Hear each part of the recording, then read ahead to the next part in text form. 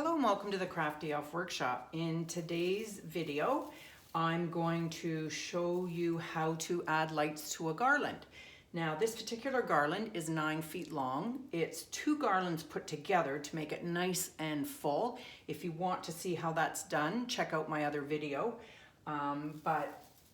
Today I'm just going to focus on putting lights on the garland. Do you ever notice when you look at the department stores or the magazines and their garlands just look beautiful and you always wondered how to get yours to look the same? Today I'm going to show you how. So I every year pack up my lights. I have other videos to show how I pack them up. I always make sure they work before I pack them up and hope and pray that when I pull them back out a year later that they're still working. So let's begin. I have a set of 100 lights here, and I'm going to get the end, get them started, get the end that's got the plug, and fingers crossed, perfect. Here we go. Okay, so to begin, what I always like to do to make sure that the lights are spaced evenly, I'm going to start at one end. Oh, and just a side note, these are these are warm lights. I prefer warm lights. I just find it's more calming and prettier at night. There are cool white as well, and people could prefer them, and that's fine. It's a personal thing. These are warm lights. They give off more of a yellow glow, as you can see. Okay, so to keep going, I'm just going to lay these lights on top of the garland. I'm just going to go along and make sure that I get them all on top. I'm not too worried right now about the spacing. Hopefully you can see me here in this video. It's kind of, I can bend this around, it'll make it easier. And I'm just going to pull the string of lights out, and I'm going to put at the very far end, I'm going to put the plug, the end of it, at the end of the garland. So now I know that I've got to space evenly these lights all around the garland, and the best way to do that is to just lay them on top, get them spread out evenly as best you can right around the garland, and there you go. Okay, so now that the lights are spaced out pretty evenly, by putting one end of the string of lights at one end, spreading them out along the other, you get a good idea of how even it is. And I'm going to show you a trick a little bit later, how to make sure your spacing's good. It's kind of neat. All right, so to begin, the key is to get the lights down to the bottom, the very bottom in the greenery. And what that does, it does two things. It not only makes your greenery look fuller, but it also hides the wires, and that's the key here. So I'm going to start with the first light, and I'm going to spread the branches apart, and I'm going to actually wrap the cord around the first one. That's the only time I wrap the cord, at the very first light. Okay, so I'm going to, now don't have your lights just sit right on top, because that's not going to make your garland look very good. You just kind of want to wave them like this back and forth through the garland, and you want to make sure that you get the lights along both sides, like along this side of the garland as well along the other, especially if, for instance, you're going to put this on a mantle.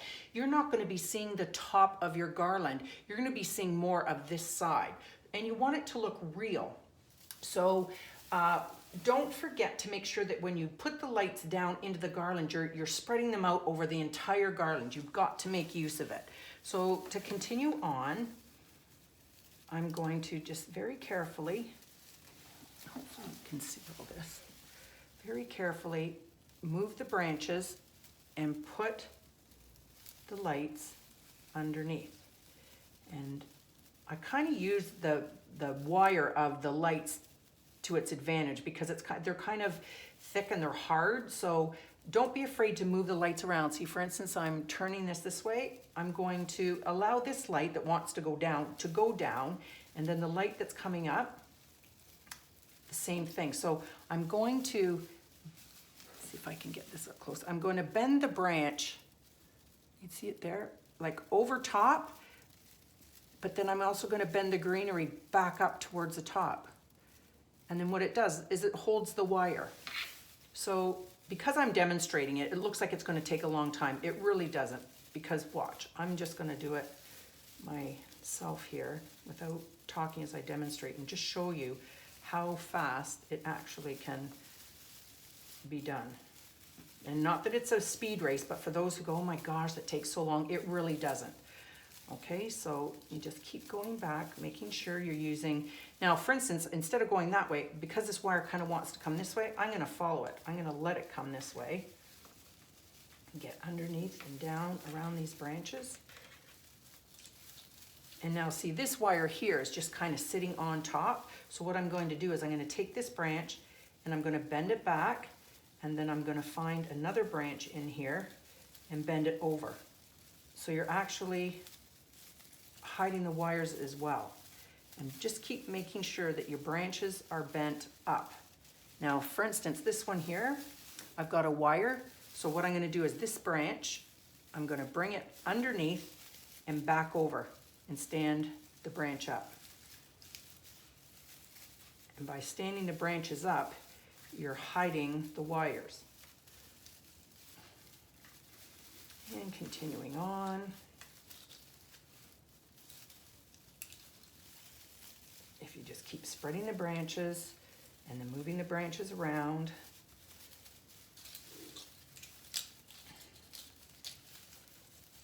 Lifting the branches so that the lights are underneath everything. Then this time I'm going to go underneath the pine cone and spread the branches.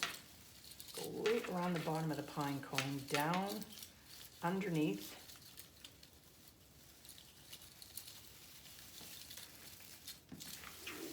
And around. Then I'm going to go back up over this way.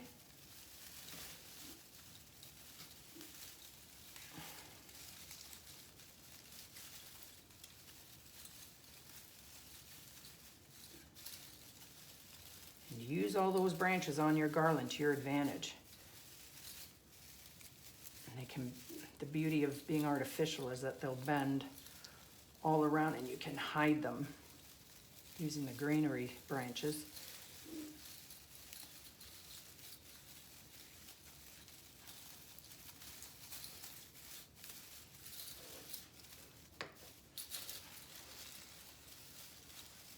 And you just continue on to manipulate all the wires and use your branches.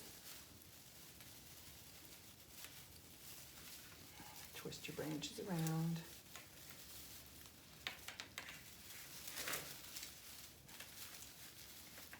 I'm going to come back up this way and around through some branches. My garlands, I've had them for quite a few years. The odd branch comes off. So what I do is when I take my greenery down, I will get my glue gun out and I put all the extra little pieces into a Ziploc bag, and then I get my glue gun out at the end of the season before I put it away, and I glue the branches back on. I do take care of my stuff, and a lot of my stuff is 15 years or older. You spend the money on good quality greenery, so or ornaments or whatever. You take care of it and you take the time to put it away properly, and it will last forever.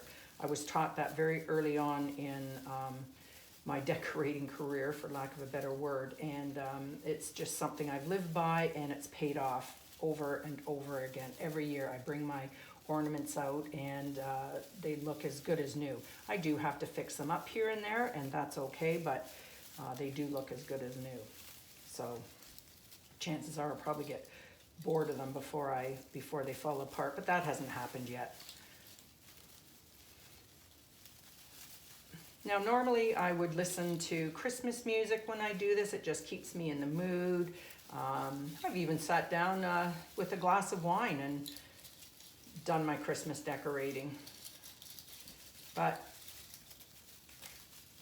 I just find the little bit of extra time it takes to get things to look beautiful, it pays off tenfold when everything is put up and all the lights are on in the evening. And you know, I do get a lot of compliments, and I do love to share what has been taught to me over the years to people, because I think everybody deserves to have a beautiful looking home. It doesn't matter whether it's a Charlie Brown tree or whatever. Christmas is really about the family time, memories made and traditions. You don't have to have the best of everything. You don't need to have everything new every year. Like I said, a lot of my stuff is older. It's more about just being together. So it's not what you have, it's what you do with what you have. And I just love being able to teach people the things that I was fortunate enough to learn, and pass it along, just to help your decorating experience to become easier and to get that look that you've always dreamed of, that you've always wondered, how do they do that? I just wish I knew, and no one's ever told you. Well, hopefully you're going to learn from some of the things I was taught, and that I'm quite happy to pass along, because that's just what I like to do. I love Christmas. I love everything about it. And like I said, everybody's home is special and beautiful. And especially when you can include your children in the decorating or make it a family tradition thing, I think that's awesome as well. Okay, and as you can see, I'm going back and forth when I do see extra wires, and that's okay. You just, once I move it along and I'm getting another look from a different angle, I can still see wires, so I will go back and try to hide them. And it really, oh my goodness, it just makes it so worthwhile. And it does take a bit of time. I'd be lying if I said it didn't, but it's okay, it's so worth it. Alrighty.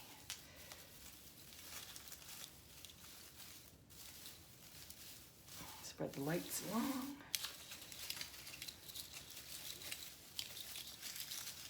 And all right, so to not continuing this any longer, I mean, I think everybody gets the idea of how to